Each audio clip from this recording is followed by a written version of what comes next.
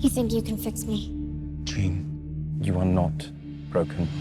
After 19 years and 10 films, if you're not counting Deadpool, the X-Men franchise at Fox is finally coming to a close. And what an ending X-Men Dark Phoenix is.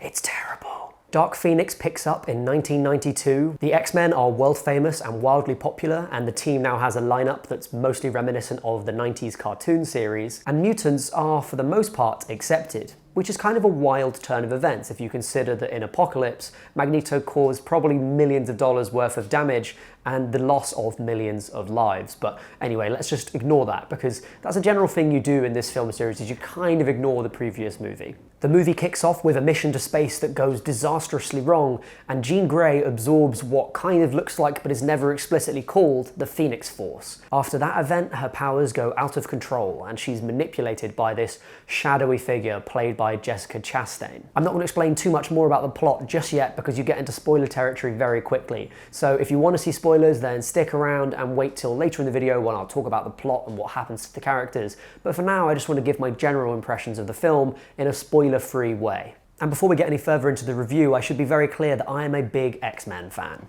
X-Men was one of the first movies I remember going to see in the cinema. I loved it, and actually I threw like a tantrum age 9 trying to get my dad to get it on DVD, back when DVDs were crazy expensive and they came in those weird soft covers. And X-Men 2 was actually the first film that I remember going out to see without my parents. I went with my friend and my friend's older brother and his mates. And I remember just like finding that to be such an incredible experience going to the cinema. And I was right, because X2 is a really cool action movie. X-Men 1 hasn't really aged that well, it feels quite stilted in some ways, but X2 still to my mind has one of the best openings of any superhero movie and is really fun. It really has great set pieces, interesting design, clever versions of the characters in terms of adaptation. And I think in some ways it establishes something about the superhero genre in itself. You know, before that you had a couple of superhero movies, but I think X2 in some ways established a tone and a way of approaching that genre cinematically. So I think that's quite an important superhero movie. The thing you have to come to grips with as an X-Men fan is that there are as many bad films as there are good ones. X-Men First Class I think is okay. Days of Future Past I quite enjoyed. The Wolverine and Wolverine Origins are obviously terrible, although Origins is a lot of schlocky fun. Logan is a cracking movie, but Apocalypse is really poor, and I'm not really considering Deadpool or Deadpool 2 as being part of this universe. As for X-Men 3: The Last Stand, oh, you can't imagine how pumped I was for that film. I was so excited by the end of X-Men 2. In kind of the first teaser that you see at the end of one of those movies, you get that shadow of a phoenix flying over Alkali Lake. And it's just like, oh my God, they're going to do the Phoenix story. Amazing, it's going to be so good. And it wasn't. It wasn't even bad. It was just X-Men The Last Stand, a movie that's almost inexplicable. Unfortunately, it's clear right from the start that this is going to be one of those bad X-Men films. Just before they go into space, Raven pulls Jean aside and says, hey, it's okay if you don't want to do this. Like, I understand if you don't feel like you're up to it. And Jean says, no, I feel like I'm ready. And I'm sat there in the audience going, okay, cool, so we're gonna have a plot line where Raven feels like she's kind of responsible for whatever happens to Jean once the Phoenix Force takes hold of her. Great, I can't wait to see that. And everything has that level of predictability to it. The other cheesy elements going on in this sequence don't help. There's Charles with his bat phone that goes directly to the President of the USA, and there's also this loving, slow montage of people around the globe getting together to watch the X-Men on TV. If I had to pick one word to describe Dark Phoenix, it wouldn't be subtlety. And there's this pervasive sense of goofiness in the film.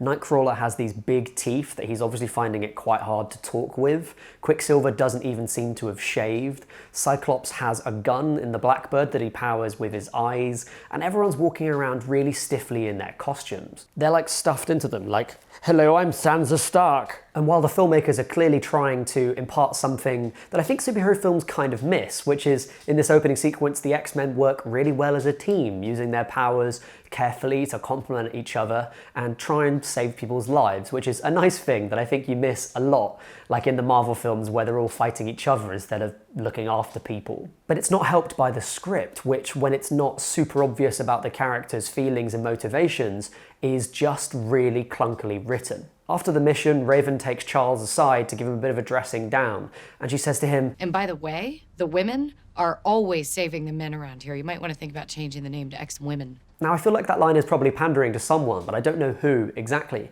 There's quite a lot of good representation in the X-Men comics and films, and it's actually getting better as well. There's lots of female leads in the teams, and there's these really strong female characters, so I really don't know why they're trying to make that specific point at this point in the movie. But that aside, it also doesn't make sense, because in the previous sequence, the main people saving lives are Quicksilver and Nightcrawler. Storm's doing her work in the back, but those guys are in there on the front line bringing everyone home. The movie is full of these weird, questionable writing choices, and it's compounded by the fact that the delivery is often really bizarre. And I mean bizarre, not bad. There's something strange about how a lot of the lines are delivered.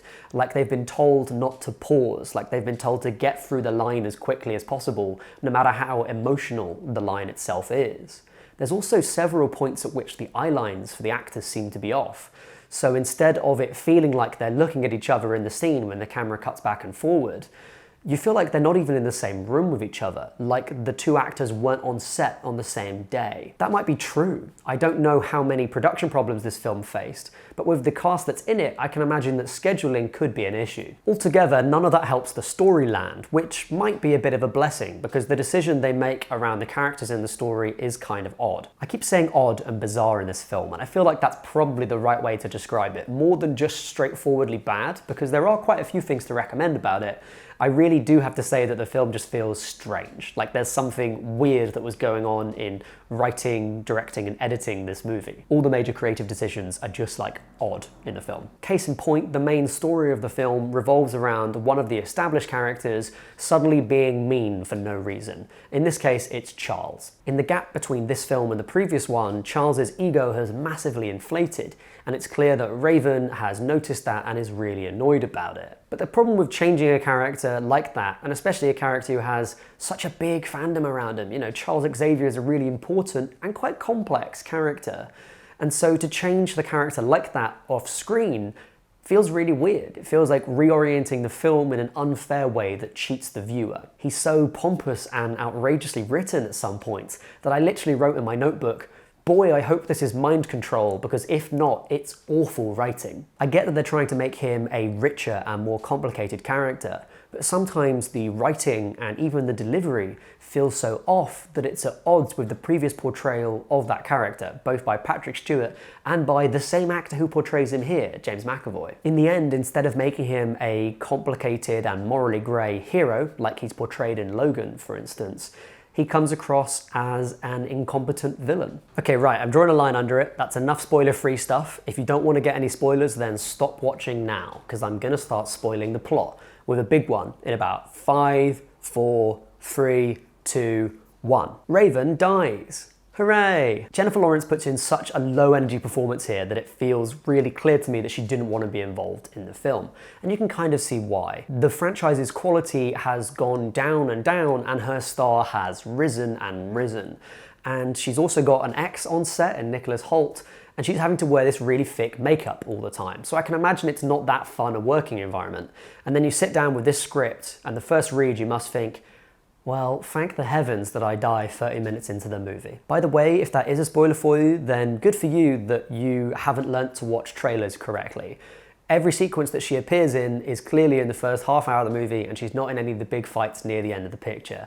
And that's a big, big hint that she is going to be absent from the film, and there's only one way that really happens in these movies. Although actually it's not the only person who this happens to. You remember Quicksilver, the fan favourite from Days of Future Past and even from Apocalypse? He has probably the best moment in that film. Yes, Quicksilver, the character everyone loves and who's featured in the trailer in one pretty cool looking shot.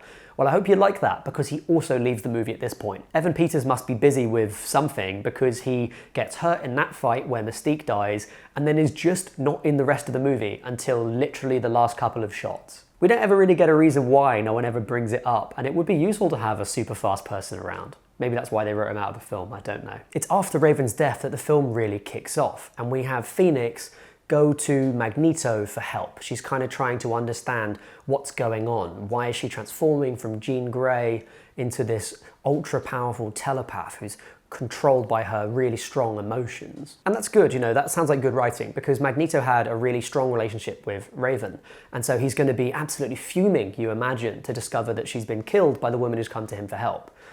which is the way that like a normal person would write that scene. As it happens in the film, she doesn't tell him that, and then there's a sort of fight, and he does a really funny bit of "I'm holding down a helicopter with my mind" acting, and then she leaves. And then someone else comes and tells him that it was Raven who died, and that whole thing takes place a bit later, which is an uneconomical way of writing a screenplay, right? Ideally, in a screenplay, the events all lead into each other, and they have this kind of sense of forward momentum. They don't take these big sideways steps and then have other characters come and explain stuff that really should have been explained a couple of scenes before. Anyway, by this point, we've had the main villain of the film introduced and established. Her name is Vuk, which sounds like a rude word, but I promise you isn't. And she's played by Jessica Chastain. Vuk is part of a race of aliens called the Dabari, whose world was destroyed by the Phoenix Force, or at least I'm going to call it that. No one in the film does, but that's what the books call it, so I'm just going to give that a crack, because why not? Vuk and her extended Dabari family are introduced in a really chilling and well-directed scene where they basically possess like a load of really rich people eating dinner at a nice dinner party. And it's a testament to Jessica Chastain that her performance in that sequence and then in the rest of the film is probably the only thing I would call conventionally good about the movie. In fact, every scene she's in feels like you're watching a proper film that's written logically and makes good decisions. One of the interesting things about the Dabari is that they are essentially an intergalactic race of refugees. They're traveling from a planet that was destroyed, and this is their last-ditch attempt to save their civilization. Wow, what an interesting and kind of morally complex motivation for a really nasty set of people, because as it turns out, they have this kind of fantastic racism against the entirety of the human race, not just mutants. That's a really compelling motivation for villains that you could really explore in a movie that revolved around those villains.